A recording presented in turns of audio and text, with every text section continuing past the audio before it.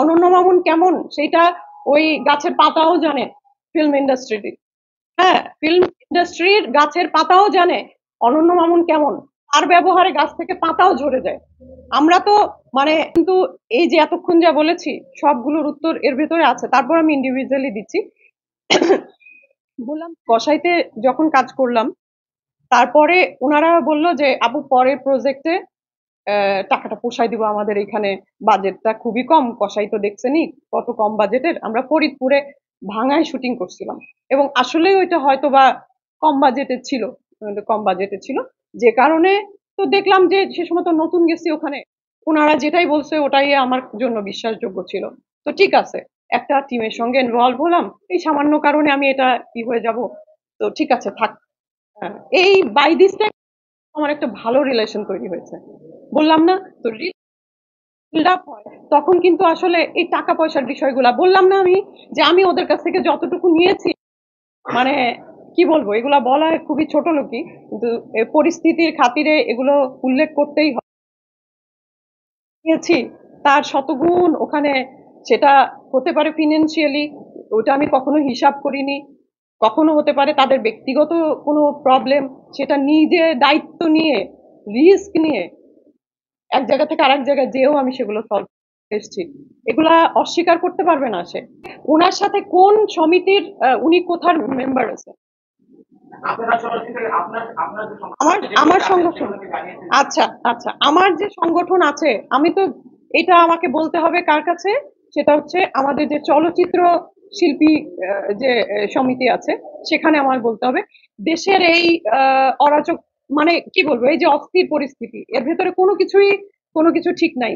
আর সত্যি কথা বলতে আমি তো কমপ্লেন করার জন্য ওই স্ট্যাটাসটা দেইনি, জিনিস ক্রমে এই পর্যন্ত চলে এসছে, সত্যিটা সামনে আসছে। আমি একাই এগোচ্ছি, আমি আমার কলিগদের কথাও বলবো, তাকে আমাকে ইন্সপায়ার করে আমাকে সাথে নিয়ে তারপরে যে তারা কিভাবে পিছপা হয়েছে। আমি যে স্ক্রিনশট গুলো শেয়ার দিয়েছি, যে টাকা পাবে, এগুলো তো তাদের অনুমতির বাইরে না। ছেলে আমাকে বলেছে, জাহাঙ্গীর নামে একটা ছেলে, ও এখানে টাকা পায়, সে আমাকে বলেছে আপু তুমি এক কাজ করো, তাহলে অনন্য মামুন যখন আমার স্ক্রিনশট গুলো, তুমি এক কাজ করো, আমরা আমাদের এসএস গুলা দিচ্ছি, তুমি একত্র করে ওটা পোস্ট দাও। সেই স্ক্রিনশটটা আমার কাছে আছে। সেই ছেলে কালকে রাতে অনন্য মামুনের সাথে দিয়ে বলেছে যে আমি ভুল করেছি, এটা আমার করা ঠিক হয়নি। হ্যাঁ, আচ্ছা, আমাকে সেই প্রথম কাজ দিয়েছে। হ্যাঁ, সেই প্রথম কাজ দিয়েছে, এই কালকে সে একেবারে মানে ইউটার্ন করেছে। ঠিক আছে, তো এরকম করে প্রত্যেকেই কালকে কম করে হলেও 16 থেকে 17টা ফোন এসছে, আমি যেন এই আয়োজনটা না করি। 16 থেকে, এবং হ্যাঁ, মেন্টালি আমাকে মানে কি বলবো, কলাপস করে ফেলার চেষ্টা করেছে কালকে। যারা আমাকে বারণ করেছে তারাও আমার শুভাকাঙ্ক্ষী না, আমি সেটাও বলতে পারবো না, কারণ এমন কিছু পৌঁছানো হয়েছে যে আমি এইটা যদি করি আমার অনেক বড় ক্ষতি হবে।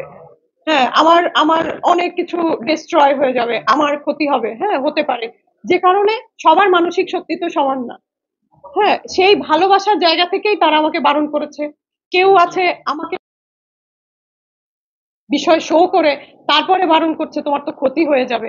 হ্যাঁ, হয়তো লোক, আমি আসলে কাউকে এখন আর বিশ্বাস করতে পারছি না, কারণ আমি যাদের জন্য, আমাকে তো 15 তারিখে যেতে বলেছিল, তো এই যে 15 তারিখে আমাকে যেতে বলেছে না, 20 তারিখে পরে আবার যেতে বলেছে, 15 তারিখে আমার একাকে যেতে বলেছে, ওই একই করবে, ডিসকাস করবে। আচ্ছা আপু, হ্যান ত্যান, আপনি তো আমাদের ঘরেরই মানুষ, যান আর মাফ করে দেন। হ্যাঁ, এই সিস্টেমের জন্য আমাকে দেখছে, আমি জানি না, কিন্তু এই যে মানে ইয়েটা তৈরি হলো, দ্বন্দ্বটা তৈরি হলো, এর ভেতরে আমি কিভাবে তাদের ওখানে যাই, টাকা আনতে আমি কিভাবে একা একা যাই, এবং মামুন ভাই আমাকে টেক্সট দিয়েছে, আপনি আসেন, দেখি, আপনি আমাকে বারবার বলছেন আসেন দেখি আপনি কি করেছেন। আর আপনার জন্য মমর সাথে আমার খারাপ সম্পর্ক হয়েছে, অথচ যেখানে নিজেরাই মমকে অপদস্থ করে সেট থেকে বের, তারপরে আবার বলছে যে পরপর 3টা মুভিতে আপনাকে নিয়ে আমি, সবাই আমাকে নিষেধ করেছিল, তারপরেও আমি আপনাকে নিয়েছি, তখন আমি আপনাকে আমি কাজ দিয়েছি, আপনি আমাকে কাজ দেন নাই। তখন আমি বলেছি যে ভাই, কাজ দেয়াই তো আপনার কাজ, আপনি কাজ দিবেন না, তাহলে কি একলা একলা কি করবেন? আর্টিস্ট ছাড়া আপনার তো কাজ দিতে হবে। তো যাই হোক, সে এইভাবে অপদস্থ করেছে। আমি প্রত্যেকটা জিনিস আমি ভয়েস দিয়েছি, আমি টেক্সট করেছি। ওই সেখান থেকেই ওনার সুবিধাজনক জায়গাগুলা উনি কাট কাট করে ইয়ে করেছে, স্ক্রিনশট দিয়ে পোস্ট দিয়েছে। তো যেটা ভাইয়া বলছিলেন যে সময়ের পরিবর্তন তো হয়েছে বলেই এত কথা বলতে পারছি। আমি এতদিন তো বলতে পারিনি। কেন বলতে পারিনি? শক্ত করে তাকে ধরে থাকি এই কারণে যে এখানে ডিরেক্টরের সংখ্যা কম, ভালো হোক মন্দ হোক কাজ করছে ফ্রিকুয়েন্টলি। আমাদের তো স্ক্রিনে থাকতে হয়, ঠিক আছে? ৮-১০ জায়গায় পেমেন্ট পাই, একটা জায়গায় পেমেন্ট নাই। সম্পর্ক, এই যে একটা সম্পর্ক এই জায়গা থেকে সে, আমি যতখানি জানি, সে এইরকম করে মেনটেন করে বিগত সরকারের যত হোমরা চোমরা আছে তাদের সাথে যোগাযোগ করে তাদেরকে খুশি করে সে এতদিন পর্যন্ত টিকে ছিল। তাহলে কি সে তো, আর তো এক অর্থে সে তো শক্তিশালী ছিল। তো সেই শক্তিশালী মানুষটার বিরুদ্ধে দাঁড়ানো বা এইভাবে কথা বলা, ওই সাহসটা হয়নি। সত্যি কথা বলতে, যেই যেই পরিস্থিতিতে এখন আমরা এসেছি, ছাত্ররা বলতে গেলে এটা পূর্ণ একটা স্বাধীনতাই এনে দিছে। হ্যাঁ, এখন আসলে এটাকে সবাই মিলে ঠিকঠাক করে নিতে হবে।